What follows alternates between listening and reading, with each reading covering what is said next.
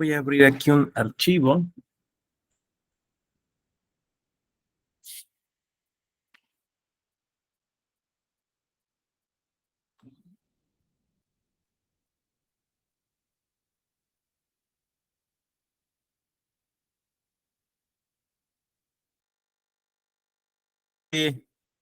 Les agradezco que estén en esta aula virtual de la Escuela Judicial Electoral para abordar un tema relativo a acciones de inconstitucionalidad en materia electoral. Quiero decirles que justo ayer salió un libro sobre esta materia, no sé si alguien lo vio. Ayer salió un libro del actual magistrado de la Sala Regional Especializada, don Rubén Lara, que durante varios años trabajó estos temas en la Suprema Corte y que se llama justamente así, la acción de inconstitucionalidad en materia electoral. Pero bueno, pues apenas lo vi ayer que salió. Yo espero pronto poderle dar una leidita porque seguramente va a ser un libro muy interesante. Bueno, déjenme abro por aquí una presentación.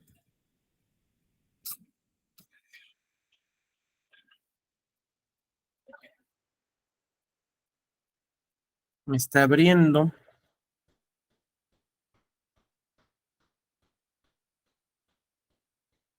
No.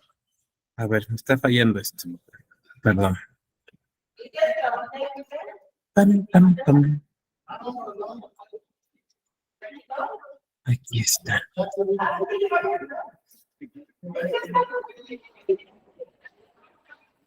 Aquí está.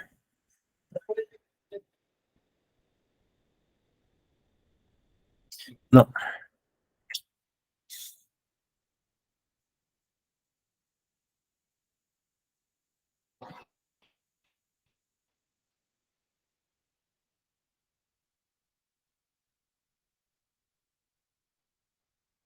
Más.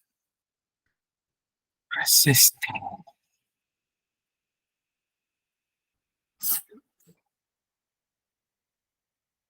Ok, sí, es esta. Muy bien. Carlos, ¿puedes activar tu micro? Sí, doctor, buenas tardes. Buenas tardes, Carlos. A ver, sucintamente, ¿me puedes platicar lo que vieron ayer con Alex Lozano? Con el doctor Alejandro Díez Lozano. Ajá. A ver, déjame checar aquí en mis apuntes. Lo que pasa es que tuve clase con él precisamente hoy. Entonces me estoy confundiendo, porque vimos también tema de acción de inconstitucionalidad, pero es en el diplomado de argumentación jurídica. No se te escucha, doctor. Gracias. Sí, efectivamente en ese. Ahora, yo decía, lo que vieron ayer con Alejandro para no repetirme. Okay. O a lo mejor Adilén o Claudia que nos ayuden. Sí, déjame checar. Hola, buenas tardes. Hola. En términos generales vimos que es la reforma del artículo 105 en el 94, que es cuando se implementa lo que son las controversias y acciones constitucionales. También vimos que esas acciones constitucionales, que es un mecanismo de control para expulsar del orden jurídico las normas generales, perdón, leyes que sean contrarias a la Constitución, y que, bueno, eso fue en términos generales lo que yo apunté ayer. Y Digamos que vieron las generalidades de las acciones de inconstitucionalidad sin entrar en el tema electoral. ¿Sería correcta mi apreciación? sí, bueno, sí. Perfecto, perfecto. Bueno, ok. Entonces, para ya no repetir algunas cosas que vieron con Alejandro. A ver, para este tema, lo primero que tenemos que analizar es ¿Qué se entiende por materia electoral? Ustedes ayer con Alejandro, en base a lo que amablemente me han comentado aquí, vieron que que la única forma de atacar leyes electorales de inconstitucionalidad es merced a una acción de inconstitucionalidad, ¿no? Que no es posible ejercitar en su contra controversias constitucionales, porque lo dice el artículo 105 constitucional, ¿no? Dice, las leyes en materia electoral solo podrán ser combatidas mediante acción de inconstitucionalidad y no controversias electorales, controversias constitucionales. Hablando, desde luego, del famoso control abstracto de constitucionalidad. Esto nos plantea varios problemas en cuanto a la procedencia, ¿no? Ustedes recuerdan que uno de los requisitos de los llamados presupuestos procesales es la vía, ¿no? Que la acción que uno ejercite la esté ejercitando en la acción, en la vía correspondiente. Y que esto es algo tan importante, los presupuestos procesales, que se estudian en dos ocasiones, al menos. Una, por ejemplo, en la admisión, otra al momento del dictado de la resolución. Por lo tanto, si la materia es electoral, no puede ser conocida en otra, más que en acción de inconstitucionalidad. Eso, decía yo, le presentó un problema a la Corte, porque tenía que definir qué se entendía por materia electoral. Frente a esto, se presentaban, digamos, dos escenarios, ¿no?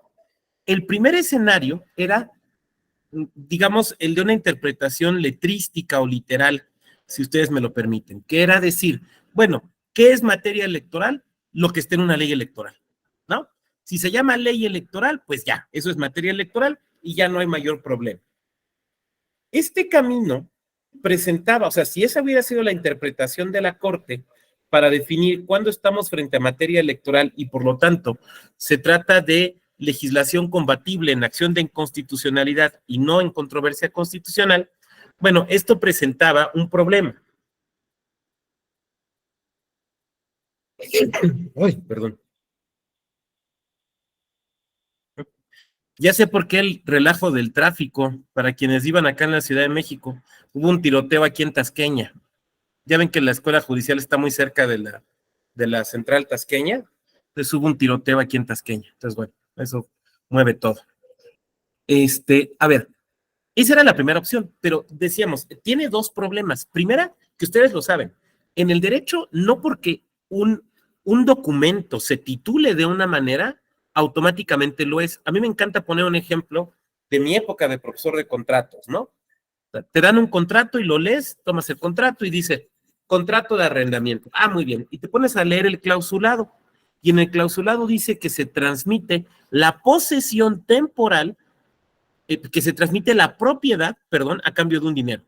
Entonces eso no es arrendamiento, eso es compraventa, aunque el rubro diga arrendamiento. Eso nos pasa en materia electoral. O sea, si ese hubiera sido el criterio de la Corte, hubiera sido muy fácil darle la vuelta. Nomás no le llamemos ley electoral, llamémosle ley comicial, o como se estilaba todavía a inicios del siglo XX, ley para la renovación de los poderes, ¿no? Era un criterio, digamos, ese hubiera sido un criterio, digamos, bastante fácil de que hubiera un fraude al mismo. Segunda, porque aún pensando bien de las autoridades, se nos presenta un segundo problema, que es el hecho de que en ocasiones hay disposiciones materialmente electorales que no están en las leyes electorales, sino que están en otras leyes. ¿Quién me puede poner un ejemplo de una disposición materialmente electoral, pero que no esté en una ley electoral? Sobre todo pasa en los estados. Las acciones afirmativas. Acciones afirmativas. Pero no serían ley, ¿no? Bueno, se pueden tomar como ley. Se pueden tomar como ley. Bueno, sí, tienes razón. Tienes razón, Claudia. Por ejemplo, podría ser, sí, porque una acción afirmativa puede estar en una ley. Lo que pasa es que normalmente no nos las encontramos en ley porque pues, no lo quieren hacer, pero puede estar en una ley. Entonces me imagino el caso de una ley orgánica municipal que dijera, para la integración del ayuntamiento se requerirá que al menos una tercera parte pertenezca a un grupo vulnerable. Ya, ahí tenemos una acción afirmativa que tiene efectos electorales, porque tiene efectos en las postulaciones, ¿no? En los registros, pero que no está materialmente en una ley electoral. Excelente ejemplo, Claudia. Sí, muy bien. Adilén, por favor, adelante, habías levantado la mano. Sí, también en la cuestión de los ayuntamientos. Pensaba cuando vienen a reclamar el acceso, bueno, más bien el ejercicio del cargo de los regidores. Muchas veces se tiene que revisar la ley de gobierno de administración municipal para ver pues las disposiciones atinentes a cómo los deben de convocar a las sesiones de cabildo. Entonces, aunque se invoca acá un derecho político electoral, en sí la norma que se revisa no es propiamente o no se titula como electoral. No se titula con lo electoral y lo comenta muy bien la compañera, más, sin embargo, tiene que ver con el ejercicio del encargo, ¿no? Lo cual ha sido considerado por el Tribunal Electoral como un derecho político electoral. Ahora, estos creo que son estupendos ejemplos que han puesto ustedes. Ahora, también tenemos casos de disposiciones que no son materialmente electorales o que no están pensadas principalmente para lo electoral, pero que tienen un impacto en lo electoral. Voy a poner un ejemplo. Ustedes saben que para optar por algún cargo de representación popular, siempre te piden la residencia, ¿no? Que de 3 años, que de 6 años, que de 5 años, distintos tipos de residencia. Pero te piden residencia. Ahora, les pregunto, ¿dónde se regula la residencia? ¿Se regula en las leyes electorales? ¿Dónde se regula el concepto de residencia, los requisitos para obtenerla? ¿Dónde están? En las constituciones locales de los estados. En los códigos civiles, sí, en las constituciones civiles, en las constituciones locales, en los códigos civiles, y el procedimiento para obtener una constancia de residencia, por ejemplo, en el interior del país, está en las leyes orgánicas municipales. Sin embargo, si no te dan la constancia de residencia, no te puedes registrar. O, por ejemplo, cuando un congreso local modifica el concepto de residencia o le cambia requisitos o modifica el procedimiento para obtener una constancia de residencia, está afectando la materia electoral. Aun cuando a lo mejor no lo quiera o no lo haya tenido, digamos, en mente, pero está afectando la materia electoral. ¿Estamos de acuerdo? Permítame quitarme el saco porque el calor sí está intenso. Bueno, ahora bien.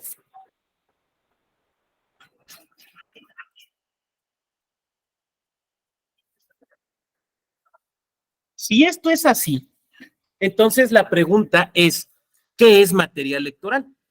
Porque la ley que sea materia electoral solo se podrá combatir en acción de inconstitucionalidad, pero lo que no sea materia electoral sí se podrá combatir, por ejemplo, en una controversia constitucional.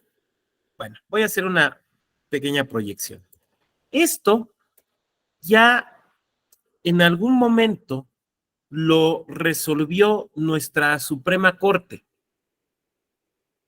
Allá por el año 2007, la Corte se enfrentó a este problema. Recuerden algo, recuerden que cuando se crean las acciones de inconstitucionalidad, allá por el 94, en un principio no procedían contra la materia electoral.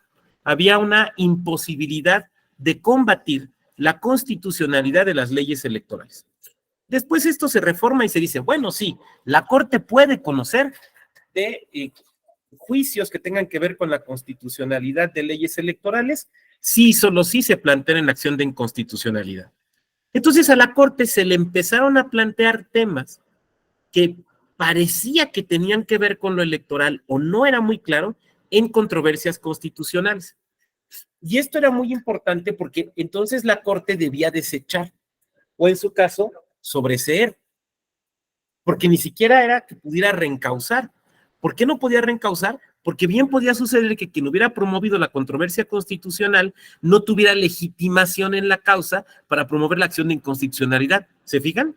Entonces, ni siquiera era que dijera, pues reencauzo. No, no puedo reencauzar. Pues es que tienes competencia. Sí tengo competencia, pero probablemente quien promovió no tiene legitimación en la causa. Entonces, vamos, lo que estoy tratando de decir es que no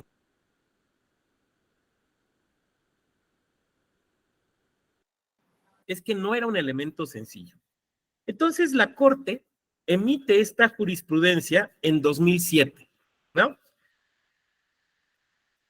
Vamos a analizarla primero, tal y como la Corte la definió, y después lo vamos a poner un poquito en crisis. Pero primero vamos a analizar lo que nos dijo la Corte.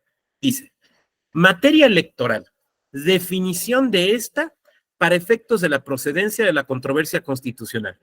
Dicho de otra manera, cuando estemos en alguno de estos supuestos, es materia electoral y entonces no procede la controversia constitucional. Ergo, tampoco procedería el amparo contra leyes ni nada por el estilo. ¿Nos va quedando claro esto? ¿Sí? Bueno, entonces dice, a ver, ¿qué va a ser materia electoral? En primer lugar, la constitución de instituciones políticas. A ver, voy a dejar de compartir. Tenemos que analizar la amplitud de esto. ¿Cuáles son las instituciones políticas? Y que por lo tanto, las leyes que la regulen serán materia electoral, ¿no? ¿Cuáles son las instituciones políticas?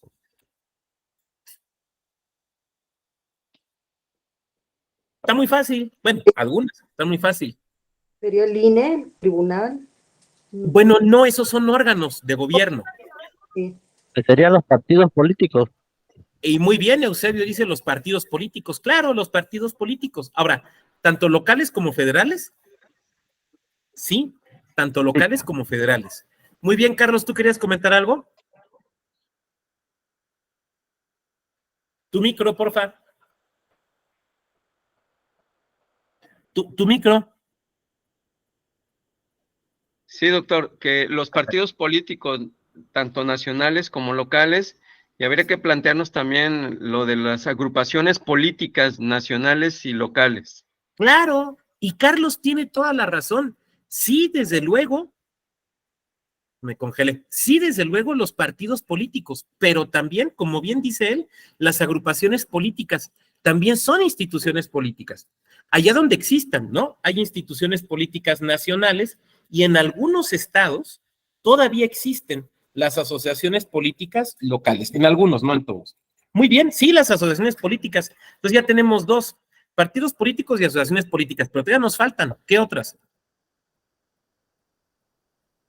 ¿Qué otras serían instituciones políticas? O sea, formas de asociación política.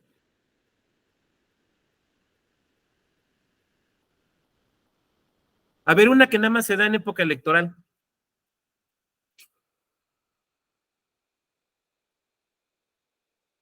Las coaliciones. Muy bien, Antonio, sí, claro, las coaliciones. Las coaliciones también son una institución política. Y alguien de aquí me diría, ay, pues están reguladas en la LEGIPE. Sí, en principio.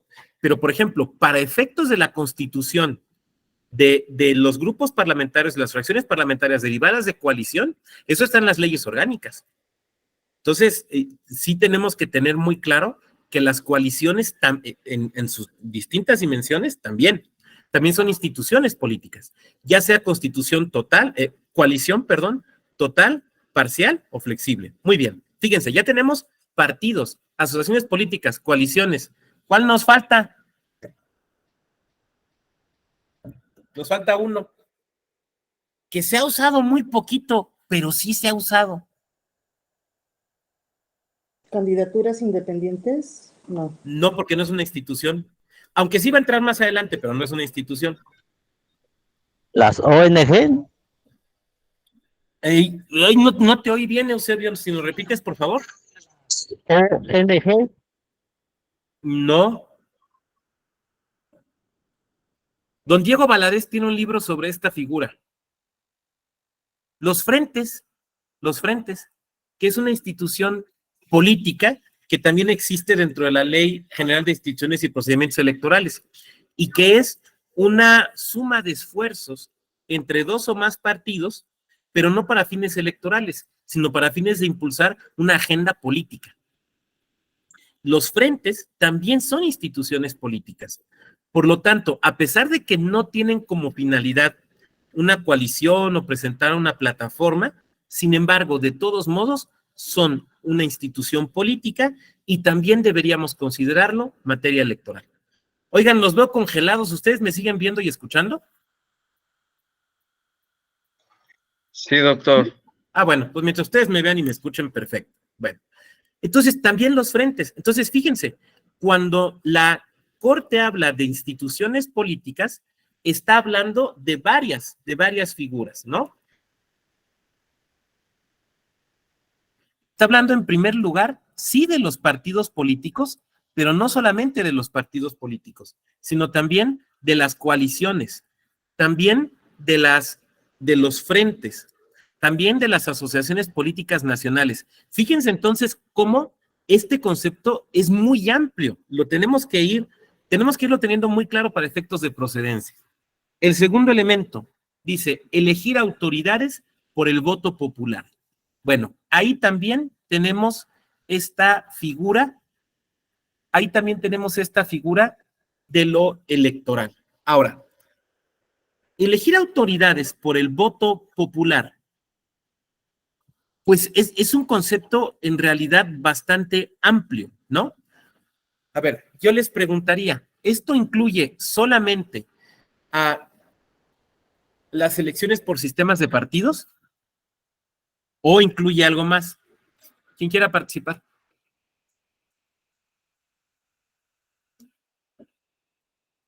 Por ejemplo, esto incluye como materia electoral, porque dice elección de autoridades por el voto popular.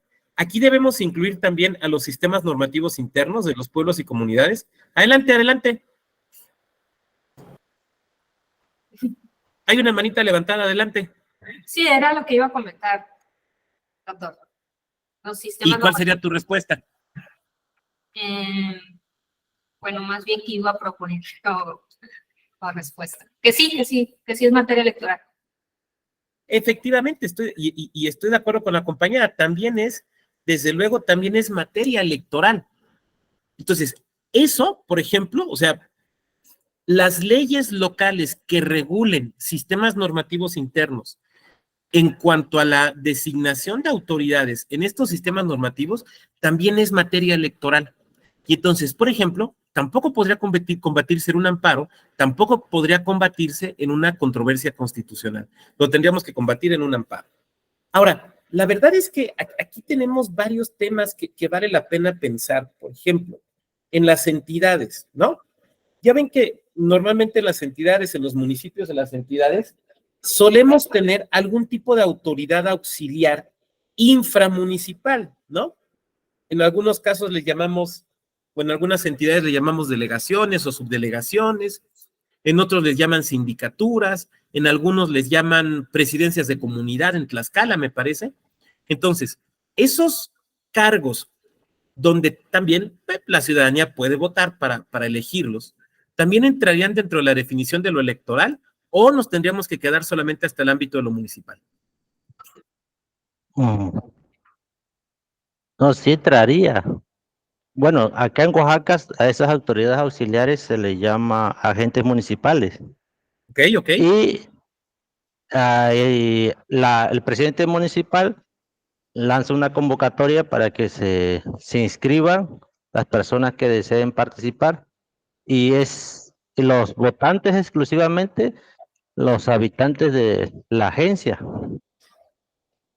Y votan. Entonces, y votan, efectivamente, votan. Se señala una fecha para celebrar la elección, se instalan unas urnas provisionales y se señala hasta qué hora va a estar instalada las casillas para que se realice la votación.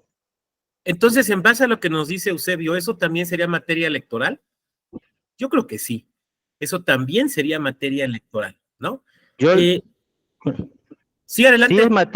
sí es materia electoral, bueno, acá en Oaxaca, porque incluso aquí en lo que es el YEPCO, el OPLE local, hay cuando se presentan irregularidades, el candidato perdedor, digamos, o que se siente defraudado, impugna.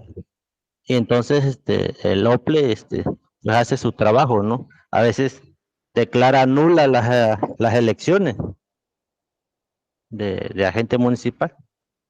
Y en algunos estados sucede justamente como tú nos narras, Eusebio, en Oaxaca, en otros no. en otros el Instituto Electoral Local o el OPLE local, bueno, no hay OPLE federal, el OPLE apoya en estos procesos, pero la validación la da el ayuntamiento. Aún en esos casos será materia electoral. Compañera Montoya, adelante, nada más una duda, perdón, para que yo no cometa una descortesía. ¿Su nombre se pronuncia Adilén o Adilene? Adilene. Ah, perfecto, adelante, por favor. Sí, iba el comentario en relación a lo del compañero, si depende de cada legislación local cómo esté configurada pues valga la redundancia, la figura, porque en Sonora tenemos también delegados municipales, sin embargo no está considerado dentro de un proceso electoral, sino que es parte interna del ayuntamiento, entonces no se reconoce competencia a las autoridades locales. Igual como usted dice, si se acercan al OPLE, ellos pueden ayudar como quizá prestando las urnas electrónicas o demás, pero no son propiamente autoridad en los procedimientos. No sé si dependería de cada legislación y cómo lo contemplan las figuras. Y la compañera tiene toda la razón. Fíjense cómo ya vimos ahorita dos modelos distintos, ¿no?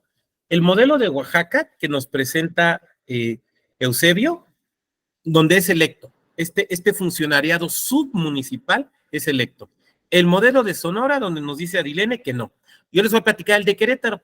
En el de Querétaro la respuesta es depende. Allá tienen delegados y subdelegados. Y el ayuntamiento decide, no el presidente o la presidenta municipal, el ayuntamiento decide si nombra el propio cabildo, y entonces ya no sería electoral el asunto, sería un nombramiento, como sería en el caso de Sonora. Si nombra o si convoca elecciones. Entonces, fíjate qué interesante. Podría suceder que en el estado de Querétaro, en un municipio, por ejemplo, Querétaro capital, ahí nunca se hacen elecciones, siempre se nombra. Pero en el otro municipio, el segundo, digamos, más importante, que es San Juan del Río, ahí siempre son electivos. Entonces, podría dar lugar un pleito puramente administrativo en cuanto al nombramiento en el caso del municipio de Querétaro, pero a un juicio, pero sería una materia electoral el segundo caso, el de San Juan del Río, porque ahí es electivo. ¿Se fijan? Claro, es uno de los ejemplos donde se nota la gran variedad de las decisiones que nos da el federalismo mexicano. Yo por eso digo que no es lo mismo ver todo el país desde un Starbucks en Polanco, ¿no? Donde parece que todo México es Naucalpan, a conocer la realidad de cada uno de ellos. Miren, perdonen que hable de experiencias personales, pero tienen que ver con esto. A mí me tocó participar en dos procesos de elección de delegados, de subdelegados en San Juan del Río. Uno, cuando fui director jurídico del municipio, y qué cosa tan complicada. Y dos, cuando fui consejero electoral, y qué cosa tan complicada. Pero bueno, era decisión del ayuntamiento, y si el ayuntamiento decide que la ciudadanía vote, qué mal se vería un instituto electoral diciendo, no, que no voten. La verdad es que es bastante útil. Vi que nos pusieron ahí un comentario en el chat, perfecto.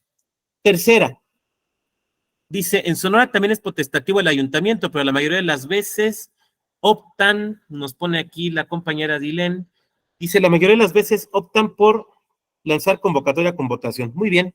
Antonio nos comenta, ¿el Congreso local cuenta con libertad para establecer las bases para la integración? Sí, claro, sí, el tema de Tabasco, sí, y puede optar por una forma, puede optar por otra, o puede ir por un modelo mixto, ¿no? Municipio. El tercer elemento, dice, será también materia electoral la designación de autoridades encargadas de organizar y calificar elecciones. ¡Ay, esto es súper interesante! Vamos a dejar de compartir un momento porque les quiero estar viendo a todas y a todos. A ver, a partir, antes de 2014, o sea, esta jurisprudencia, recordemos, es de 2007, ¿no? Bueno, entonces, antes de 2014, la designación de las autoridades electorales locales, ustedes lo saben, recaía en la legislatura local, ya fuera con propuesta o sin propuesta del Ejecutivo, como fuera, ¿no? Era un asunto local. Algunos institutos tenían 5 integrantes, otros tenían 7, algunos admitían reelección, otros no. Algunos estados tenían tribunales electorales permanentes, otros temporales. En algunos no había tribunal electoral, sino había una sala electoral. Cada estado se organizaba como le pareciera, ¿no? Pero ya desde ese momento, la Corte definió, a ver, los mecanismos de nombramiento, fíjense la palabra, de nombramiento de autoridades electorales son un asunto electoral. Son un asunto electoral. Cuanti más, diríamos, a partir de la reforma constitucional de 2014. Porque entonces, todo el alto funcionariado electoral local a partir de 2014 es nombrado por instancias nacionales, ya sea el INE, en el caso de los soples, o el Senado de la República, en el caso de los tribunales electorales locales, ¿no? Creo que no tiene mayor problema, digamos, hasta esa parte. Ahora, donde surge el problema es, ¿y cómo se impugnan esos nombramientos? La vía natural es la vía electoral. ¿Por qué? Por este criterio de la Corte, 2007. Nombrar funcionarios electorales es un asunto electoral. Pero la realidad es que proceso tras proceso de designación de nombramientos nos encontramos con que compitió alguien que dice que sabe a lo electoral, pero lo dejaron a un lado y entonces contrata un abogado que dice que sabe electoral y promueve amparo. Proceso tras proceso pasa, siempre pasa. Yo me imagino que les ha de dar mucha risa en los juzgados de distrito cuando ven eso, pero pasa. Pero más aún, me ha tocado ver, al menos en 2 casos, de personas que interponen mecanismos de defensa constitucional, pero basados en la justicia constitucional local, porque dicen, es que se trata de un nombramiento local, sí, pero hecho por una autoridad federal, no lo puedes impugnar en sede local, lo tienes que impugnar en sede federal, ¿no? Entonces, las reglas para el nombramiento, el procedimiento para el nombramiento de funcionariado electoral es también materia electoral, hablando de consejerías y de magistraturas, que es como está pensada la jurisprudencia.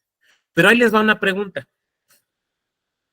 El procedimiento, los requisitos para nombrar al secretario o secretaria ejecutiva de un OPLE, a la directora o director de organización, ¿también serán materia electoral o eso sí ya será materia administrativa?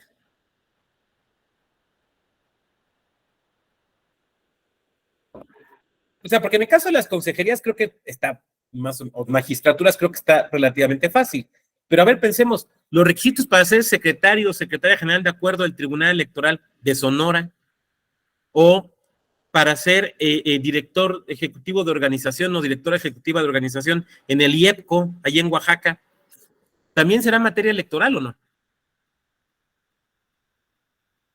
Adelante, Arilene. En el caso de la secretaría, no sé si recuerdo que en el reglamento de elecciones vienen ahí como unos requisitos. En ese me inclinaría que sí podría ser materia electoral, pero en las direcciones no estoy segura. Es que está interesante, el tema no está fácil. Bueno, aquí lo que dice en Oaxaca, lo que es la legislación local, que el secretario será propuesta de del presidente o presidenta. Así es en todo caso. Y se someterá a votación del consejo. Y siempre que esté la mayoría de acuerdo, pues será aprobado, ¿no? Será nombrado. ¿Pero eso es materia electoral o es materia administrativa? O sea, ¿es un Eso nombramiento ya, electoral o administrativo? no, ya es un nombramiento administrativo. Es como cuando nombran consejerías distritales y municipales. El Consejo General abre convocatoria para las elecciones municipales o diputación local de gobernador. Entonces, en cada municipio y en cada distrito se instala un consejo. Y entonces esos no son nombramientos electorales. Pues podríamos decir que son administrativos electorales.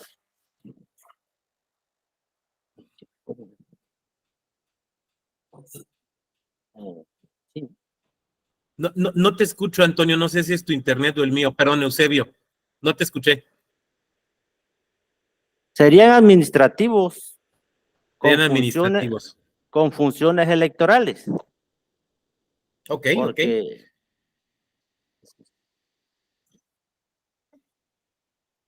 A ver, Antonio, me gustaría conocer tu opinión, Antonio Urbina, tú que le sabes a esto. Estamos hablando de una decisión tomada por un órgano electoral, dice Antonio. A ver, regresémonos a lo que dice la Corte. Fíjense, dice: designar autoridades encargadas de organizar y calificar elecciones.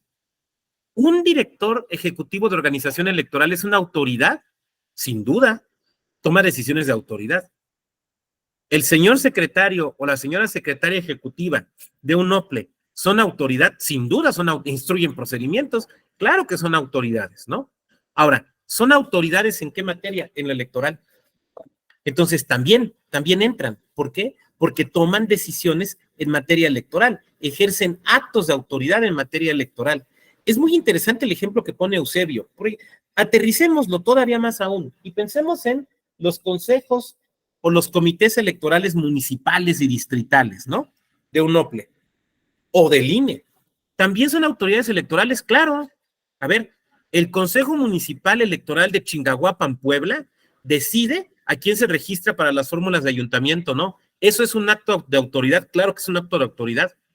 Y es un acto de autoridad en materia electoral, sin duda, es otorgar o no otorgar el registro. Claro, también son autoridades electorales.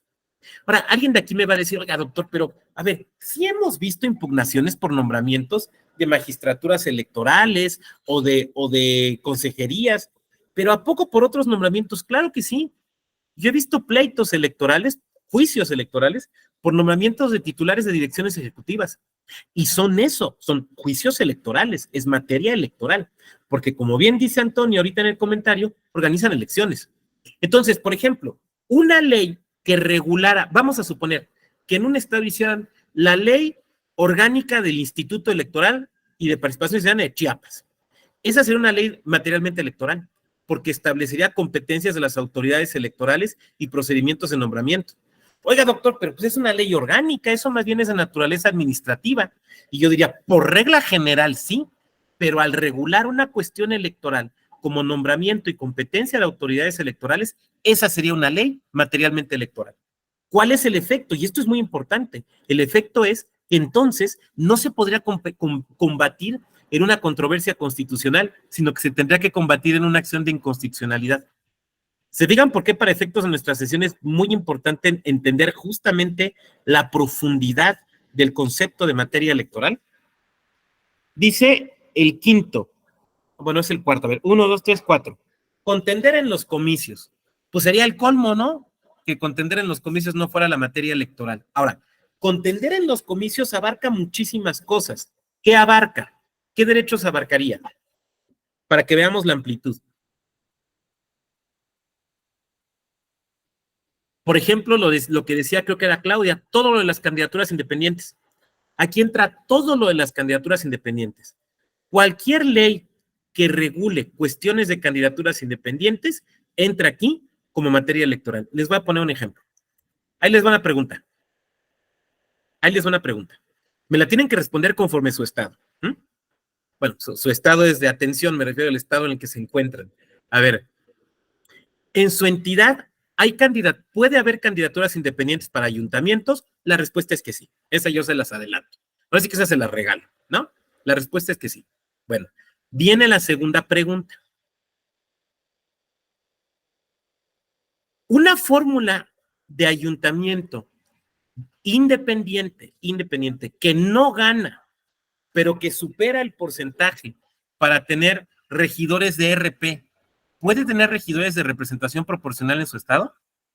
Fíjate, la fórmula de ayuntamiento independiente, porque acuérdense que para ayuntamiento se compite en fórmula, no se compite de forma individual. Entonces, ¿pueden tener acceso a RP? Sí, en planilla, como bien dice Antonio.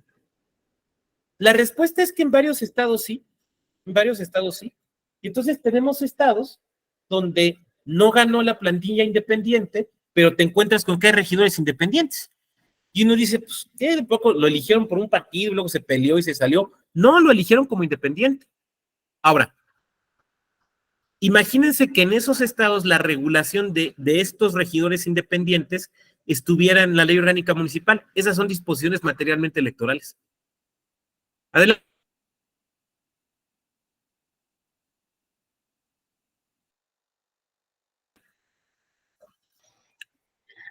Sí, doctor, como que se está congelando. A ver, espero me escuchen. En Sí, el te caso escucho. de Nuevo León, en el caso de Nuevo León ha sucedido, doctor, que ha quedado en segundo lugar, pero por el número de votos tienen acceso a la representación proporcional. Había un criterio de que si no era en partido no se le daba RP, pero ya ha evolucionado y sí hay independientes que van en fórmula independiente de representación proporcional y Nuevo León es uno de los casos, doctor. Excelente, ahí tenemos entonces uno de estos ejemplos. Entonces, claro, todo lo que implica contender para los cargos, incluyendo las regulaciones de candidaturas independientes, desde luego tiene que ver con esto, ¿no? O sea, es materia electoral. También todo lo que tenga que ver con los procesos internos de selección de candidatos de los partidos políticos. Eso, desde luego, también es materia electoral. Y ojo, no importa el mecanismo o procedimiento que sigan. Puede ser de precampañas con, no sé, consultas a la militancia o encuestas o como quieran. O puede ser procesos internos de selección inmediata y directa. Oigan, ¿se me sigue cortando? ¿Se sigue cortando la exposición? Como No, que hay intermitencia, doctor. A ver, ¿saben? Déjenme muevo entonces, porque a lo mejor es aquí en mi oficina, déjenme muevo. De repente se frisea. Sí, puede ser, me voy a mover. ¿Cómo andamos de pila? A ver, espérame.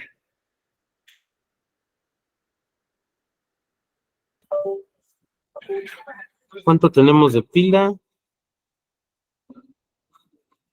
Ok, me voy a mover.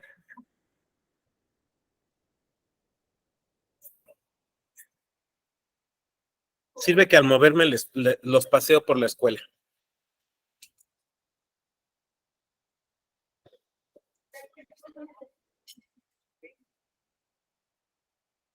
Me muevo porque el internet está muy mal. Bueno, entonces nos vamos moviendo para acá. A ver si acá está mejor el internet.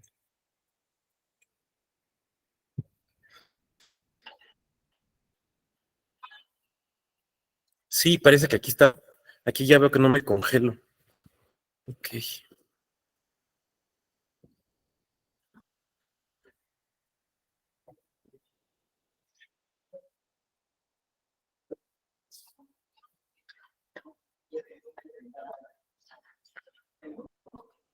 Hola, ¿no tienes esa? La voz la tenías para mí, ¿verdad? Ah, ¿está vacía esta? Sí. Me vengo para acá. Gracias. No, porque estoy proyectando. No te preocupes.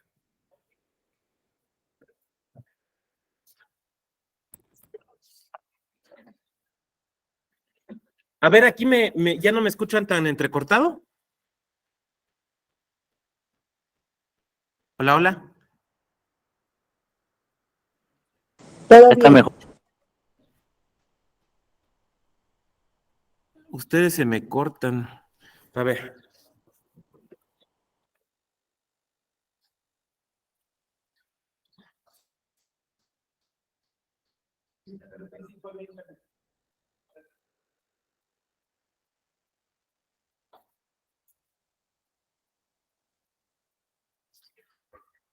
Me van a conectar aquí, a ver, porque se me sigue cortando, pero bueno, mientras puedo proyectar.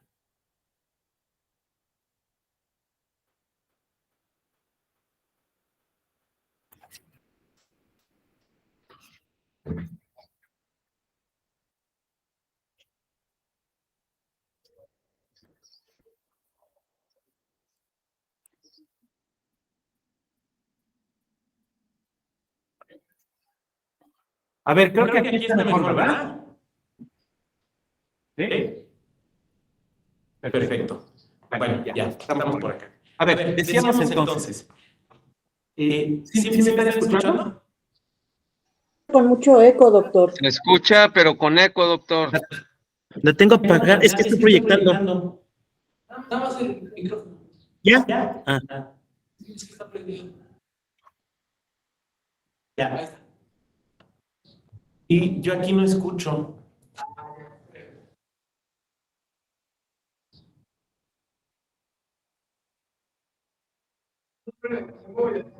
Allá. Y se puede bajar todo eso, Dios. Ya lo bajé. A ver, ahora sí me escuchan y me ven. ¿Sí? Sí, doctor. Ya, ahora sí ya.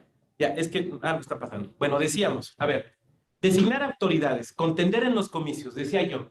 Sí, todo lo que tiene que ver con los procesos internos de los partidos políticos, con independencia de que sea proceso de selección mediante comité, consejo nacional, o utilicen el método de las precampañas, no importa, o designación, como sea. También, desde luego, todo lo que tiene que ver con los requisitos para contender en un proceso electoral. Este es un elemento muy importante porque los requisitos en ocasiones, y no pocas, no nos los encontramos en las leyes electorales o, digamos, primariamente nos los encontramos en las constituciones locales. Entonces suele pasar esto que les voy a platicar. Viene una reforma, una constitución local, ¿no? La clásica reforma donde reubican artículos y modifican algunas cuestiones. Y entonces entra una acción de inconstitucionalidad promovida por un partido, impugnando, por ejemplo, esta cuestión de requisitos. Y entonces contesta el jurídico, es que no tiene legitimación, porque están impugnando a la Constitución cuando los partidos políticos no pueden impugnar sino leyes electorales. Ah, es que sí lo pueden impugnar, porque están impugnando una disposición electoral. ¿Te fijas? Cuando están modificando los requisitos para acceder a un cargo electoral. Cuando son los requisitos para acceder a un cargo de designación o de nombramiento inmediato, no hay problema. Pero cuando es de nombramiento electoral, sí. Y ahorita voy a platicar de un partido en particular que esto suele hacerlo muy bien. Por último, ejercer derechos político-electorales. A ver, esta es muy importante porque es, entre otras, la que establece la imposibilidad de discutir estos temas en el amparo, ¿no? Entonces, cuando nosotros estamos hablando del ejercicio de derechos político-electorales, estamos hablando de materia electoral. Ahora, ¿cuáles son primariamente los derechos político-electorales? Creo que es sencillo. Los derechos de votar, de ser votado, de participación en materia política, de asociación en materia política y de información en materia política, ¿no? Esencialmente son esos derechos. Ahora, el tema es que, ustedes lo saben, algunos de estos derechos, la interpretación de la Corte o del Tribunal Electoral los ha ampliado. Es el famoso tema tan discutido en la actualidad de la justiciabilidad de los actos parlamentarios en sede electoral, ¿no? Ya ven este asunto que resolvió el Tribunal Electoral en 2021 acerca de la integración de la comisión permanente, que molestó y enojó tanto que provocó 2 intentos de modificar primero la ley y segunda la Constitución para que no fuera el tribunal quien decidiera este tipo de situaciones.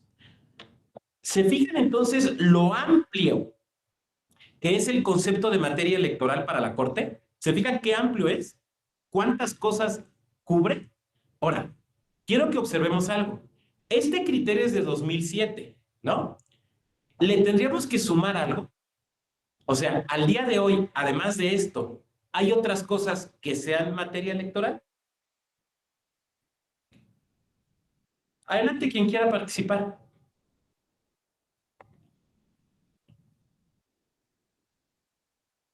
Adelante. O sigue estando completo y es más que suficiente. Yo creo que habría que sumar 2, ¿no? A ver, se los voy a proponer, a ver ustedes qué opinan. El primer elemento que tendríamos que sumar a partir de las reformas... Adilene, adelante, Adilene. Bueno, estaba pensando si no se incluye ya en los que están, pero el tema de los presupuestos de los tribunales locales que se han admitido para ser realizables en materia electoral, donde han estudiado la independencia, la autonomía, que le han dado entrada por ahí, ¿no? Yo creo que pudiera ser que entrara por el punto de designar autoridades, en el sentido de no solo designarlas, sino que tengan los elementos necesarios para desarrollar sus funciones, ¿no? Sería una Híjole, perdón, te interrumpí, adelante, por favor. No, le comento, sería entonces una vertiente de esa. Yo creo que sí, y ahí tenemos historias de terror, ¿no? Me acuerdo de un tribunal electoral, no diré el estado, que no se trata de Betania, que incluso le cortaron la luz. No tenía ni para la luz. Ya olvidemos de pagar sueldos y todo eso, ¿no? Sí, claro. Qué otras creen que pudiéramos sumar? Yo creo que dos, a ver, se los propongo. Una, tendríamos que sumar procedimientos de democracia participativa. O sea, a esta materia electoral, a esta definición de 2007, le tendríamos que sumar consulta popular, a nivel federal, plebiscito y referendo en lo local, presupuestos participativos, revocaciones de mandato. O sea, todos esos mecanismos de democracia participativa. ¿Por qué no lo dijo la Corte en 2007? Pues porque en el ámbito federal no existía y existían en muy poquitos estados. Y en aquellos donde existían, más bien existían dentro de la ley, pero no en la realidad. Sin embargo, en la actualidad sabemos que no es así. Bueno, ya tuvimos una consulta popular federal, ¿no? Ya tuvimos una revocación de mandato a nivel federal. Por lo menos en 11 estados, en 11 hasta donde yo me quedé, pero puede ser que haya más. En 11 estados han tenido o plebiscito o referéndum o alguna forma de consulta popular. Entonces, eso también tenemos que sumarlo a este listado, sería, digamos, el sexto elemento de materia electoral, ¿no? Tendríamos que sumar. Y creo que todavía tendríamos que sumar uno más. ¿Cuál creen? Que cada vez se ha vuelto tristemente más importante.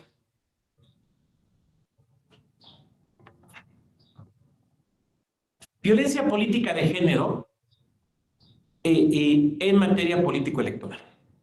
O sea, violencia política de género ejercida contra mujeres que les afecten sus derechos político-electorales, ¿no? O sea, los típicos casos de afectación del derecho a ejercer como diputada, como regidora, ¿no? Ya saben, las clásicas de que no las convocan a sesión, no les toman la votación, no les dan la palabra, no les pagan, no les dan las prerrogativas, no asientan en las minutas o en las actas circunstanciadas lo que manifiesten. Entonces, creo que también violencia política de género tendríamos que asumirlo como materia electoral. Por lo tanto, la amplitud del concepto materia electoral es bastante importante de observar. O sea, son estos 5 elementos más estos 2 que creo que tendríamos nosotros que sumar. Ahora, quiero que veamos algo. Este es el criterio de la Corte, ¿no? 2007, con los 2 añadidos que aquí hemos propuesto. Ahora, ustedes saben que hay una reforma electoral, de la cual incluso, no sé si ya vieron que ya está enlistada la sentencia de la acción de inconstitucionalidad para la segunda parte del Plan B. ¿Vieron que ya está anunciada? Ya está enlistada, es posible que se discute este jueves. Es más, ya se circuló el proyecto públicamente, la Corte ayer lo subió. Si entran ustedes a los boletines de la Suprema Corte, por ejemplo en Twitter, podrán ver que ayer la Corte ya avisó que ya estaba el proyecto y hasta lo compartió. O sea, nada de que se filtró, y no, la propia Corte ya lo subió, para que no haya de que se filtró, ¿no? Entonces ya lo pueden ver. Veremos qué pasa. Pero bueno, ahí está el proyecto. Bueno, quiero que observemos en esa reforma electoral, en la segunda parte del Plan B, la que está pendiente todavía de resolverse, de esa que estamos platicando, se modifica la Ley Orgánica del Poder Judicial de la Federación y se crea una nueva Ley General de Medios de Impugnación. Y allí se establece una definición de la materia electoral. Se las voy a poner para que lo vean. Esta es la definición de materia electoral que se propone en el Plan B. Claudia, ¿nos podrías ayudar a leerla? Definición de la materia electoral Plan B. Conjunto de normas y procedimientos relativos exclusivamente a la selección o nombramiento a través del voto de los ciudadanos y dentro de un procedimiento democrático de las personas que han de fungir como titulares de los órganos de poder representativos del pueblo a nivel federal, estatal, municipal o de la Ciudad de México, regidos por una normativa especializada, revisable a través del sistema de medios de impugnación en la materia. Ahora, esto es lo que se propone. Vamos a comparar esta redacción contra lo que dijo la Corte. ¿Abarca lo mismo? ¿Amplía el concepto de materia electoral o lo reduce? Lo reduce muchísimo, ¿no? O sea, aquí tenemos 5 elementos, más otros 2 que yo proponía, tenemos 7 elementos, ¿no? Lo reduce a 1, al segundo, elegir autoridades por voto popular y ya. Y todo lo demás no es electoral. Todo lo demás no es electoral. Vamos a regresar, que a lo mejor me estoy equivocando. Pero al menos en mi lectura, pero insisto, pues, si ven que estoy mal, corríjanme. ¿Qué es lo demás de la materia electoral? Ahora, es evidente que al reducir el concepto de materia electoral, lo que se reduce es la competencia del Tribunal Electoral, ¿no? Pero nuestra clase no es sobre el Tribunal Electoral, nuestra clase es sobre acciones de inconstitucionalidad. Entonces, en acciones de inconstitucionalidad, ¿cuál sería el efecto de aceptar esta definición? El efecto es que se reduce mucho la materia electoral y por ende se amplía la competencia de la Corte para conocer de cuestiones en controversia constitucional que hoy no puede conocer más que en acción de inconstitucionalidad. ¿Se fijan cómo al mover el concepto para reducir la competencia del Tribunal Electoral, también le pegas al concepto de acción de inconstitucionalidad y de controversia constitucional? Pero es que es lógico, el sistema de defensa constitucional es eso, es un sistema. Le mueves una cosa, te afecta en otra. Y no se puede decir, ay, es que no pensé, ay, es que no creí mis polainas. Porque si tú le mueves algo, tienes que ver que afectas en otro lado. A ver, miren, es tan sencillo como esto. Tienen ustedes un bocho, ¿no? Y ustedes han visto que los bochos tienen las llantas delgadas, pero le quieres poner llantas anchotas, porque se ve acá medio lowrider, ¿no? Y le metes una llanta anchota. Y entonces lo que va a pasar es que vas a fregarte la suspensión del carro. ¿Por qué? Porque está hecho para un tipo de llanta. Ay, es que yo pensé, pues no ande pensando, pregúntele a los especialistas. En este caso, a los mecánicos. Bueno, aquí sucede lo mismo. Haces más narrow, más estrecho el concepto de materia electoral, entonces más cosas van a poder entrar en controversia constitucional. Ahora, la realidad es que no sabemos qué va a pasar con esto. Oye, doctor, yo ya vi el proyecto del ministro Lainez y dice que está mal la reforma y que para atrás. Bueno, eso dice el proyecto, pero tendremos que ver la votación, ¿no? Que les digo que muy posiblemente se empiece a conocer el jueves. Bueno, esto entiendo que ya lo vieron. Me voy a avanzar a esto. A ver, esto muy rápidamente, por si ya lo vieron con Lozano, entonces simplemente nada más para recordar algo. Estamos en las acciones de inconstitucionalidad, estamos hablando de control abstracto. ¿Qué quiere decir control abstracto? Quiere decir que estamos estudiando la norma per se, la norma por la norma misma, ¿no? Sin un acto de aplicación. Por lo tanto, no es relevante en una acción de inconstitucionalidad hacer valer alguna cuestión de un acto de aplicación, ¿no? Porque no te estás doliendo del acto de aplicación. O sea, no estás diciendo que la norma esté mal aplicada. Lo que estás diciendo es que la norma está mal hecha. O sea, es un defecto propio interno de la norma. Esto va a tener un efecto muy importante que ahorita vamos a platicar respecto a la etapa probatoria. Bueno, esto me lo voy a brincar. Quiero llegar... bueno, sí, el órgano de control. Rápidamente. Es obvio, bueno, no sé si sea obvio, pero que quien resuelve las acciones de inconstitucionalidad en cualquier materia es la Suprema Corte. Ahora, la pregunta es, ¿puede resolverse en pleno o en salas o solo en pleno o solo en salas? Yo sé que tienen la respuesta, ¿cuál es? En pleno, dice Antonio. ¿Por qué en pleno, Antonio? Tienes toda la razón, pero ¿por qué en pleno?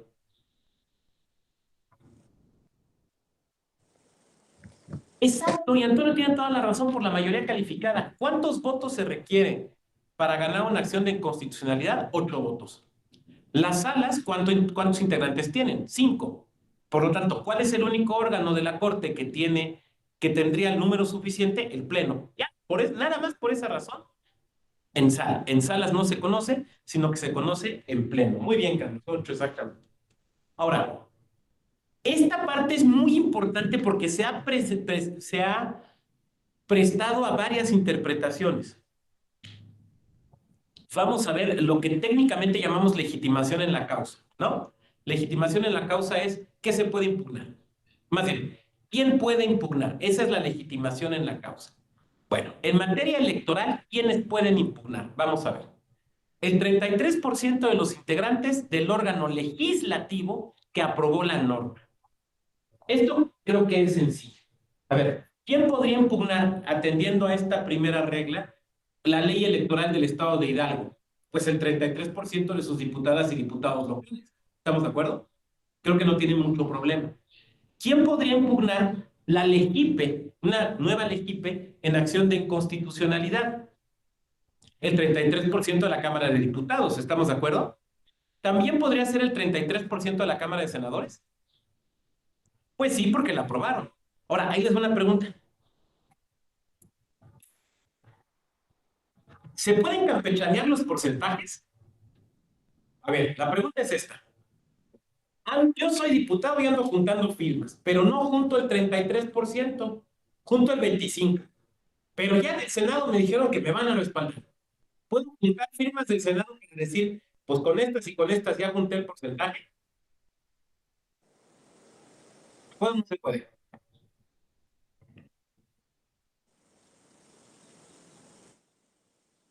¿O tienen que ser solamente de un órgano? Hay gente que quiere opinar. Mm,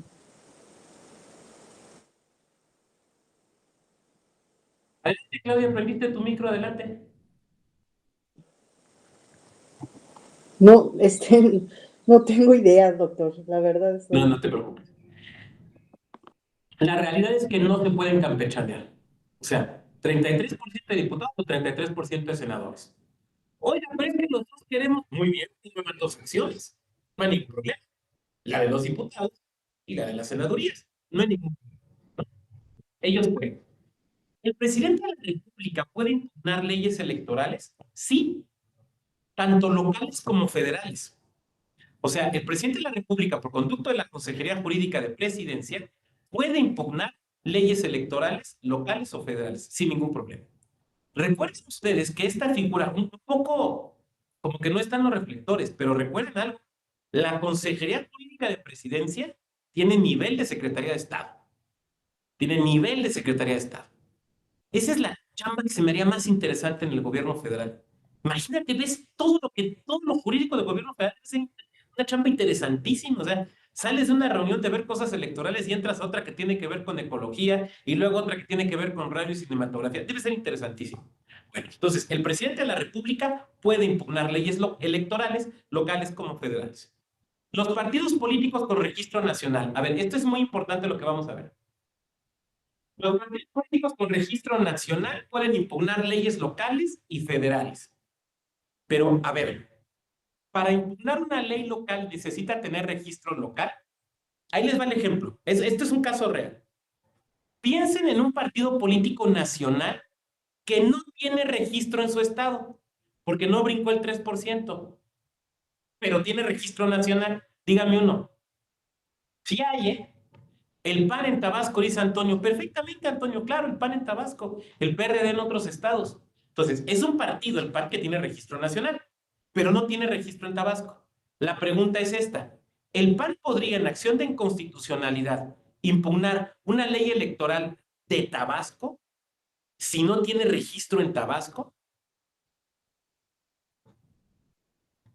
La respuesta es que sí puede, porque la Constitución dice, partidos políticos con registro nacional pueden impugnar leyes locales y leyes federales. O sea, se acabó. Ahora, la verdad es que ahí tenemos un problema. La Constitución dice leyes electorales federales y locales, pero les voy a decir un secreto, pero que quede aquí entre nos, dado que no nos están grabando. Ya no hay leyes electorales federales. Ya no hay. Ya no hay. La última era el COFIPE y se murió en 2014. Lo que tenemos son leyes electorales generales y locales. Y ustedes van a decir, ay, doctor, es lo mismo. Ni madre, es que es lo mismo, perdónenme el tecnicismo. Una ley federal es una que se aplica solo para cuestiones federales, ¿no? Como era el COFIPE, que se aplicaba solo para elecciones federales. ¿Se acuerdan que el COFIPE no regulaba nada de las elecciones locales? Bueno, la ley general ahora la LEGIPE, Ley General de Instituciones y Procedimientos Electorales. Ay, es que es lo mismo que el COFIPE, no, porque también regula cuestiones de elecciones locales. Por ejemplo, regula los requisitos para constituir partidos políticos locales. Por ejemplo, regula las casillas el día de la elección. Entonces, pero tenemos aquí entonces un problema, porque esta redacción de la Constitución en el 105 no se compadece de la redacción del 41, porque en el 41 ya se habla de leyes generales, electorales, no de leyes federales. Entonces, lo que se ha hecho es decir, bueno, dice federales, tenemos que entender generales. No son lo mismo, pero tenemos que entenderlo. Pero nos presenta aquí un problema. Fíjense en los partidos políticos locales. Los partidos políticos con registro local, ¿qué pueden impugnar? Leyes electorales locales. Ahora, eso parece tener mucha lógica, porque uno diría, oiga, doctor, pues es que tiene sentido, porque una ley electoral federal, ¿en qué va a afectar a un partido político local? Y yo diré, tienes toda la razón. Cuando existía el COFIPE no decía nada de los partidos políticos locales, ni los mencionaba. Por lo tanto, no los podía afectar. Estoy totalmente de acuerdo, porque los partidos políticos locales no pueden competir en elecciones federales. Estoy totalmente de acuerdo. Nada más que acabo de decir que ya no hay leyes electorales federales. Lo que hay son leyes electorales generales. Y las leyes electorales generales, como la LEGIPE y la Ley General de Partidos Políticos, ¿qué creen? Regulan a los partidos políticos locales. Por ejemplo, la Ley General de Partidos te dice cuáles son los requisitos para obtener y mantener registro como partido político local. Mi pregunta es, ¿un partido político local podría impugnar la reforma a la LEGIPE o a la Ley General de Partidos? Yo creo que la respuesta, a ver, voy a dar mi respuesta. Yo creo que la respuesta no es tan fácil. Si nos vamos a la literalidad de la Constitución, tendríamos que decir no, porque no son leyes locales. Pero yo creo que si la Corte hiciera una interpretación similar a la que hizo con las delegaciones del Distrito Federal en su momento, al equiparar los ayuntamientos, yo creo que posiblemente tendría que admitir. ¿Por qué? Porque son leyes que les pueden parar un perjuicio. Son leyes que les afectan. Por ejemplo, la Ley General de Partidos Políticos dice qué órganos tienen que tener todos los partidos políticos, sean locales o federales. Claro que les está afectando. Regula cuestiones de financiamiento y fiscalización. Claro que les está afectando. Pero esto que acabo de decirles, me hago responsable del comentario porque esa es solamente mi opinión. O sea, tómenlo por favor como la humilde opinión de un triste profesor muerto de calor. Porque no puedo yo invocar ninguna sentencia de la Corte en favor de lo que estoy diciendo. Y probablemente alguien de aquí, si trabaja en la Corte, diga, ja, ja, ja, qué burro, claro que nunca lo admitiríamos. Está bien. Yo estoy haciendo un ejercicio de interpretación de algo que al momento no se ha presentado, pero déjenme decirles, y aquí sí le voy a hacer el profeta jurídico, en algún momento se nos va a presentar. Y la Corte le tendrá que entrar a interpretar esto, salvo que venga antes una reforma constitucional y ajuste esto. Porque este problema lo tenemos porque ya no hay leyes federales electorales, sino leyes generales. Pero en el 105 no lo homologamos. Sería un problema súper interesante. Es de los casos que uno dice, ay, ojalá yo estuviera ahí para proyectarlo, ¿no? Imagina qué interesante, tanto para sostener el que sí como el que no. A mí se me haría interesantísimo. Comisiones de Derechos Humanos. A ver, las comisiones de derechos humanos, tanto la nacional como las locales, ¿pueden impugnar normas materialmente electorales? La respuesta no está tan sencilla, ¿eh? ¿Pueden o no pueden?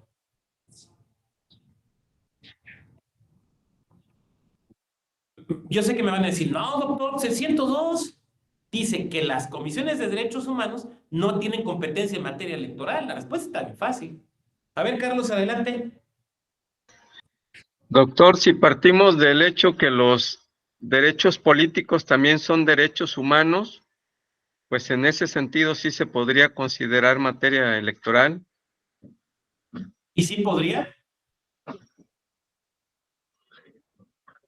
Pues ahora sí que estamos en los momentos de transformación, de innovación y de interpretación, doctor. O sea, tú dices que sí. Sí, ¿Y qué crees? La Corte está de acuerdo contigo. La Corte está de acuerdo contigo. ¿Se acuerdan en el caso de Baja California? ¿No? ¿Se acuerdan en el caso de la ampliación del mandato y todo esto? Que hubo una acción de inconstitucionalidad. Uno de los promoventes fue la Comisión de Derechos Humanos Nacional. Entonces se discutió, o sea, cuando salió eso, ya saben, el Twitter jurídico ardió, ¿no? Entonces, como todos somos especialistas al momento, empezaron a decir, no es posible, eso hay que rechazarlo y que la mano de vuelta. Pero la Corte hizo un estudio bastante interesante donde dice esencialmente lo que dijo Carlos, nada más que Carlos lo dijo de manera más sucinta. A ver, no tenemos años peleando las y los electoralistas porque se reconozcan los derechos políticos como derechos humanos, ¿no? O sea, no podemos decir que son derechos humanos cuando nos conviene y no cuando no nos conviene. Entonces, claro, son derechos humanos. Los asumimos como derechos humanos. Y si son derechos humanos, entonces, por lo tanto, aquí nos pone otro ejemplo Antonio, por lo tanto, también puede una Comisión de Derechos Humanos interponer una acción de inconstitucionalidad cuando lo que se afecte sean derechos humanos político-electorales. Creo yo, o sea, ese es el criterio de la Corte. Ahora va mi opinión personal. Creo yo que si lo que se imputara en una acción de inconstitucionalidad fueran únicamente cuestiones orgánicas o estructurales, entonces no podría. Pero si lo que se impugna es una cuestión que tiene que ver o que se articula a partir de derechos humanos político-electorales, entonces yo creo que sí puede. Pero ahí les voy, todavía más para allá. Ahorita que Carlos decía que estamos en época de renovación y demás. El INAI o los órganos garantes del acceso a la información en lo local podrían. Yo creo que sí, porque hay un derecho político electoral al acceso a la información política electoral. Entonces, si se afectara alguno de estos derechos, yo creo, esta es mi opinión, de nueva cuenta es mi opinión y yo me hago responsable de ella. Yo creo que la Corte tendría que seguir el mismo criterio. Si permitiste a las comisiones de derechos humanos, cuanti más debes permitir a los órganos encargados de la tutela de un derecho humano específico, que es el derecho al acceso a la información, que tiene una vertiente de derecho a la información en materia político-electoral. Y si alguien me dice que no, yo nada más les voy a responder con una cosa. La Ley General de Partidos dice que los partidos políticos tienen que tener un órgano o una unidad de acceso a la información. Los partidos tienen que cumplir con mandatos en materia de acceso a la información. Por ejemplo, tienen que publicar sus estatutos, sueldos, padrón de militantes. ¿También? A mí me da la impresión, pero insisto, esta ya es mi interpretación, de que también se tendría que admitir. Qué interesante se pone. La Fiscalía General de la República, bueno, no, ella podría, porque lo que puede impugnar son leyes penales. Pero entonces, antes de dar la palabra a Dilene, pero alguien de aquí me levantaría la mano y me diría, ¿qué pasó, doctor? La Ley General de Delitos en materia electoral, sí, pero es una ley penal. O sea, materialmente es una ley penal porque lo que establece son tipos y penas. Es una ley penal. Convertiente en lo electoral, pero es una ley penal. ¿No? Muy bien. Adilene, adelante. Te escuchamos. Gracias, doctor. Era para preguntarle, en las acciones de inconstitucionalidad en materia electoral, para alegar violaciones al proceso legislativo, ¿hay restricciones en cuanto a la parte actora o todos lo pueden hacer ese alegato o ese agravio? Pero, ¿por qué? A ver, no me quedó claro. Es que el agravio, el alegato lo hace quien se siente afectado, ¿no? ¿O en qué sentido vendría? Sí, o sea, que no, si de acuerdo al actor de los que están ahorita exponiendo, no están limitados a nada más alegar la inconstitucionalidad de la disposición que le atañe. Si, mi pregunta es que también podrían alegar desde la violación al proceso legislativo. Sí, claro, sí, desde luego, sí. De hecho, es lo que está pasando en el Plan B. La primera parte del Plan B se declara inconstitucional, no por el fondo, no le entraron al fondo, sino solamente por cuestiones de procedimiento. Y en la sentencia que se hizo pública ayer, del señor ministro Lainez Potisek, básicamente dice lo mismo, violaciones al procedimiento. Y algo muy interesante, por violaciones al derecho a la consulta. Es muy interesante porque ya ven que la nueva Ley General de Instituciones y Procedimientos Electorales, bueno, la reforma, establece acciones afirmativas para distintos grupos. Varios de esos grupos tienen derecho a la consulta. personas que viven con discapacidad, personas indígenas y afromexicanas, y no se ejerció, y no les preguntaron, no se respetó el derecho a la consulta. Lo cual es también es una violación constitucional, pero es una violación formal de procedimiento.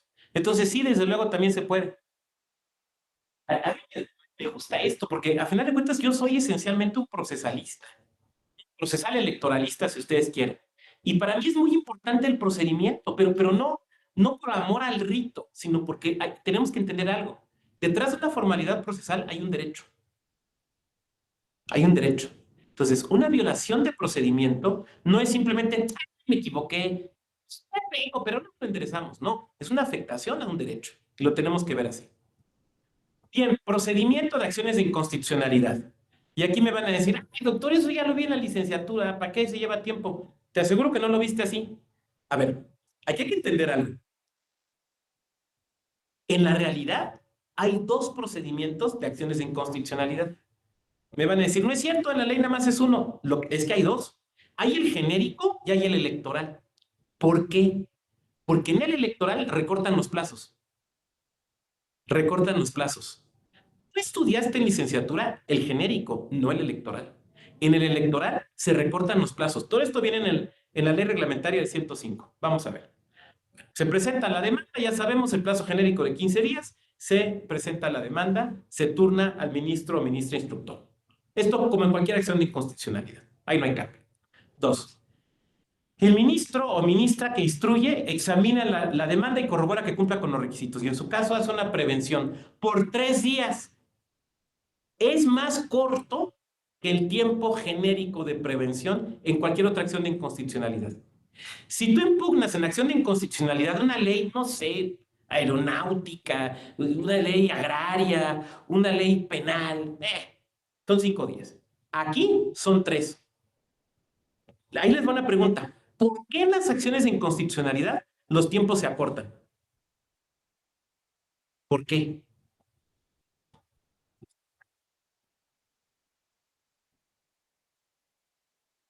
Es una pregunta relevante, o sea, ¿por qué se acortan?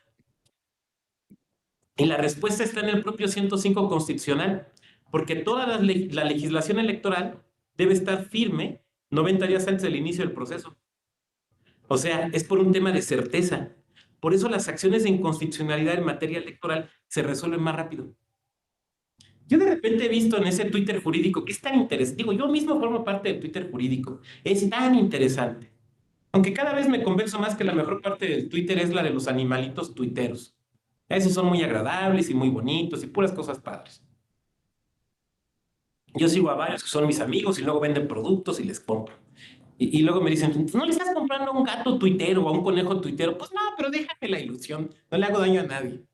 Bueno, ¿por qué? Porque se quejan, ¿no? ¿Es posible que esta acción de inconstitucionalidad electoral se resolvió más rápido que esta otra? Pues claro, güey, porque los plazos son más cortos. ¿Qué quieres que haga la corte? Que viole el procedimiento.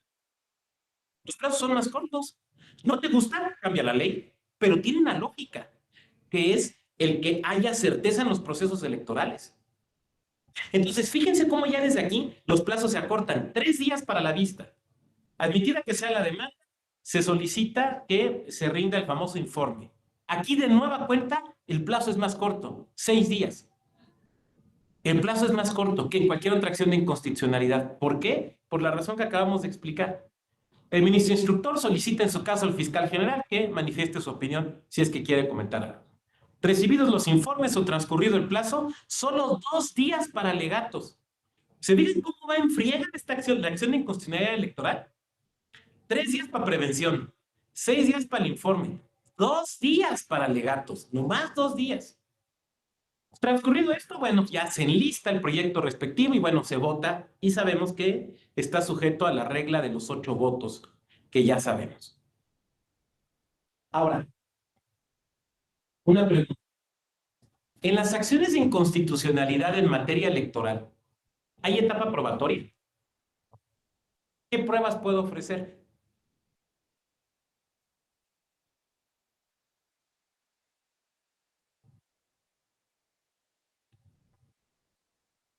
¿Qué pruebas puedo ofrecer? Pónganse ustedes como abogadas o abogados. Vamos a impugnar esta ley electoral local. La hicieron con las patas. ¿Qué pruebas vas a ofrecer? ¿Vas a ofrecer una testimonial?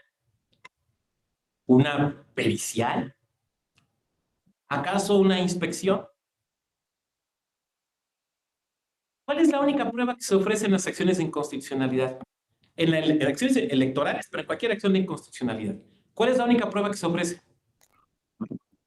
Claro, tiene toda la razón Antonio, la documental. A ver, ¿cuál es el objeto del pleito? Que la ley es inconstitucional. ¿Cómo va? ¿Qué tienes que demostrar fácticamente? Que la ley existe. ¿Cómo lo demuestras? Con la publicación oficial, ¿no? Esa es la única prueba que necesitas. Todo lo demás es tu argumentación. Todo lo demás es tu raciocinio. Todo lo demás es argumentación jurídica. La única prueba necesaria es la documental. Tan, se acabó.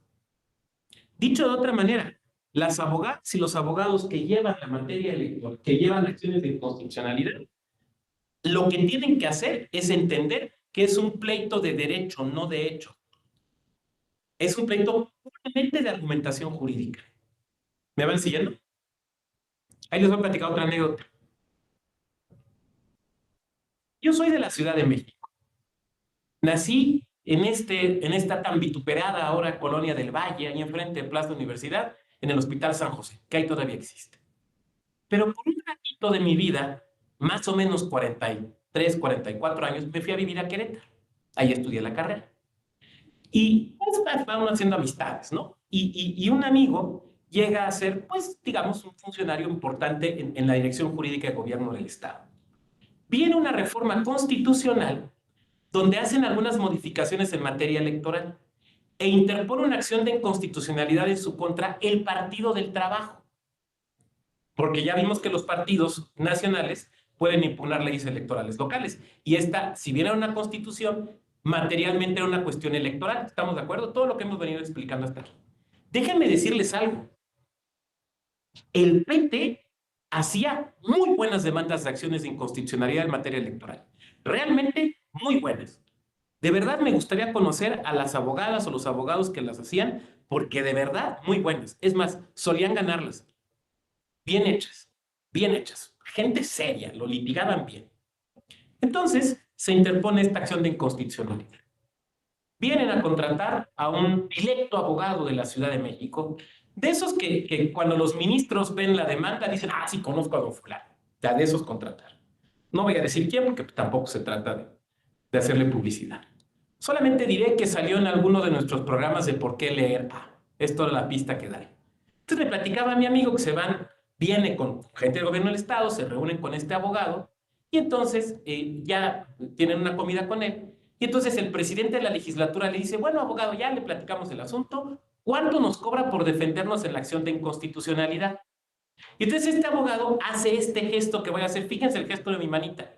Hizo esto. ¿Se fijan cómo muevo mis dedos? Y entonces el diputado le dijo, nos va a cobrar 50,000. Y dice el abogado, no, 5 millones, que fue lo que cobró.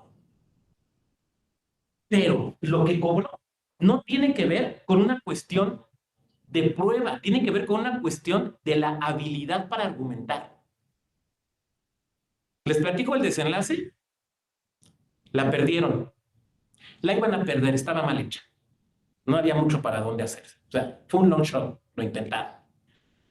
Pero bueno, en todo caso, lo que yo quería que vieran es cómo el trámite de la acción de inconstitucionalidad en materia electoral se va muy rápido. Ahora bien, fíjense el antepenúltimo punto. Dice, el ministro instructor podrá solicitar en materia electoral la opinión del Tribunal Electoral del Poder Judicial de la Federación. Miren, déjenme, voy a quitar aquí para verlos bien a todas y a todos. Miren, cuando se interpone una acción de inconstitucionalidad en materia electoral, el ministro instructor o la ministra instructora puede, y remarco, puede, es facultativo, solicitar opinión al Tribunal Electoral. ¿A quién? A la Sala Superior. Por eso ustedes se habrán fijado a veces que, ya ven que tenemos muchas siglas, ¿no? Que tu SUB, que tu JDC, que tu REC, que tu no sé qué. ¿Se han fijado que hay unas siglas que es OP? Yo la primera vez que vi OP, yo me acordé de una marca de ropa que usaba cuando estaba yo en la prepa, que era Ocean Pacific. Y dije, ay, OP, Ocean Pacific. Me acordé de las playeras que usaba. No, OP quiere decir opinión. Cuando ustedes vean una resolución de sala superior que dice OP, no es una sentencia, es una opinión que pidió un ministro o una ministra en una acción de inconstitucionalidad en materia electoral. Pero esto tiene varios elementos que tenemos que entender. Primero, es potestativo para el ministro o la ministra. Porque el ministro o la ministra pueden decir, no necesito la opinión, para mí está el caso muy claro. Oye, pero pregúntales, no, yo lo entiendo perfecto. Para mí está muy claro, no hay ningún problema. Entonces, puede no solicitar la opinión. Segundo, si solicita la opinión, esta se solicita a la sala superior. Solo a la sala superior. No puede decir, pues esto como que tiene que ver con el PES, vamos a preguntarle a la sala especializada. No. No puede decir, pues esto es de Veracruz, hay que preguntarle a la sala Jalapa. No. Le tiene que preguntar a la sala superior. ¿Estamos de acuerdo? 3. Recibido el requerimiento, la sala superior pues elabora un proyecto como si fuera una sentencia, lo vota y esa es la opinión. Ahora, ¿esa opinión es vinculativa? ¿El ministro o la ministra tiene que elaborar su proyecto de resolución conforme a esa opinión o puede ir en otro sentido? Y tiene razón Antonio, o sea, el nombre nos lo dice, es opinión. Es meramente una opinión. En este asunto que está por resolverse de la segunda parte del plan B, hay 2 opiniones que se pidieron a la sala superior. Y en el proyecto de resolución del señor ministro Lainez dice, pedimos 2 opiniones, nos las contestaron, nos hicieron una serie de consideraciones sobre el fondo, no sobre el procedimiento. Pero la sentencia del ministro Lainez va sobre el procedimiento y no sobre fondo.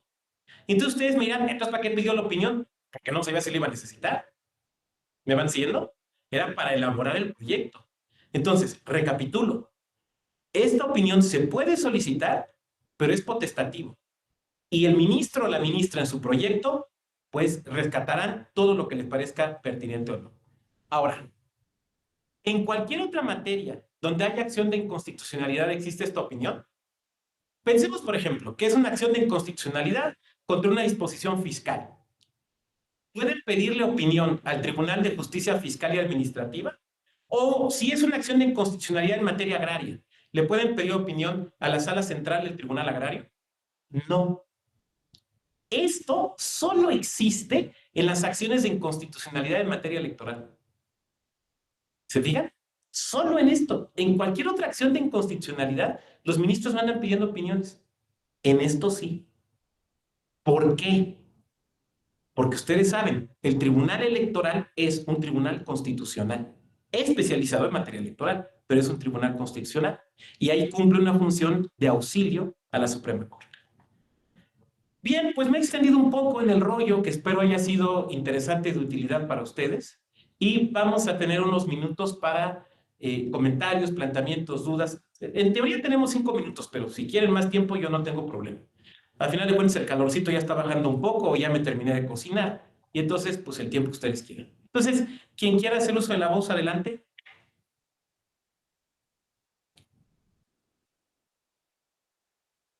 Tengo como una alarma, pero no es la de mi teléfono. Adelante, quien quiera. Dale, Adilene, adelante. Gracias, doctor.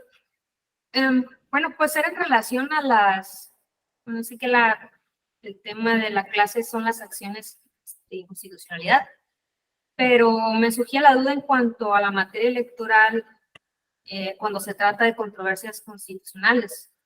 Ya mencionaba pues que está la restricción desde la Constitución en cuanto a la materia electoral, pero me quedaba la duda en cuanto a la controversia que metió INE.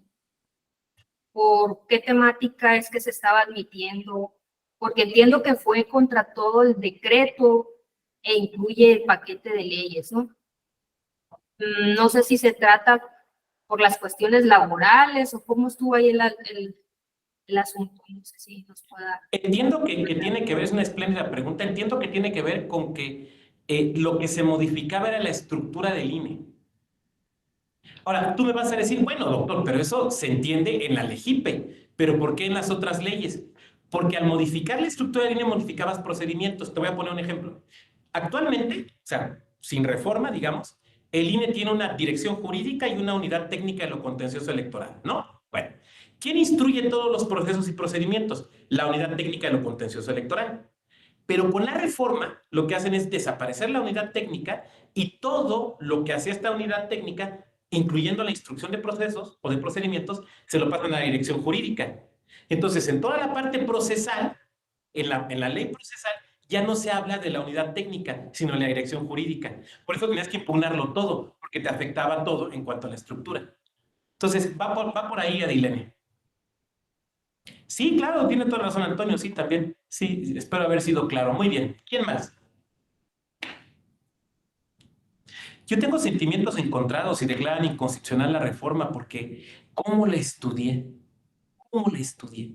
Me la sé perfecto, me la sé bastante, creo que bastante bien y creo que la entiendo bastante bien. Pero bueno, tampoco es que me vayan a preguntar a mí si dejarla o no. Pero, pues de todos modos, en materia electoral siempre tengo que estar estudiando. Sí, claro, Antonio, sí, me tocó diseñarlo. Sí, claro que sí, sí, tuvimos nuestro curso de la EGE. Yo ahí hablé de propaganda gubernamental, que fue la primera parte que echaron para abajo, ¿no? Yo, sí. Bueno, no, en fin, pues, o sea, digo, que la Corte decida lo que tiene que decidir. Pero dices, bueno, muy bien, ¿quién más? Dale, Carlos, adelante. Doctor, pues todo ese trabajo no es trabajo tirado a la basura, ¿eh? Me parece que es cuestión de tiempo. Si no es, digamos, a fin de este periodo sexenal, seguramente cuando inicie una nueva administración se van a hacer promociones en este sentido, con algunas modificaciones, indudablemente, pero la parte sustantiva creo que va a estar así, es que el trabajo hecho no es tirado a la basura, doctor, ¿eh? No, y también te voy a decir una cosa, Carlos. A ver, yo asumo, no lo digo en plan de queja, o sea, yo asumo que me metí a una materia que es difícil y compleja y muy cambiante. O sea, si me hubiera gustado lo fácil, me dedico a vender pepitas, ¿no? Y a lo mejor estuviera conservado el cabello, pero pues me gustó la mala vida electoral y pues aquí andamos. Muchas gracias, Carlos. ¿Quién más? Oye, el aceite de pepita debe ser bueno para lo del cabello, ¿no, doctor? Pues puede ser, pero mira, como le digo a mi hijo, que es adolescente y que todavía no he tenido el corazón de decirle que para allá va, seguramente. Pues hay que ser como senador romano, ¿no? Ya ve que siempre ponen a los senadores romanos como calvos, ¿no? O sea, Así es. sin miedo, ¿no? Porque Con también la es andarse túnica poniendo... para estos calores estaría muy bien, doctor. Bueno, uso gorra, mano. Me compré unas boinas, así como de Peaky Blinders, pero que son como que transpirables. Entonces me refrescan, me tapan del sol y tiene la ventaja de que llego en la noche, me baño, las lavo y en la mañana ya están secas. Sí, porque es que es un problema de calvo. O sea, por ejemplo, salgo al sol y me tengo que poner protector solar. Que sí, sí. Muy Pero bien. bueno, ¿quién más? Eusebio, Antonio, Jonathan, Claudia. Pues, si no hubiera algún otro comentario, yo les agradezco mucho. Me da mucho gusto ver caras ya de gente que nos conocemos, pero también me da mucho gusto ver gente nueva, que ojalá y sigan confiando en la oferta académica de la Escuela Judicial Electoral. Y pues seguramente nos seguiremos topando, si no en este programa de diplomados, seguramente en otros. Gracias. Que tengan muy buena tarde. Hasta luego. Muchas Muchas gracias. gracias. Buenas tardes. Saludos a todas, a todos. Hasta luego.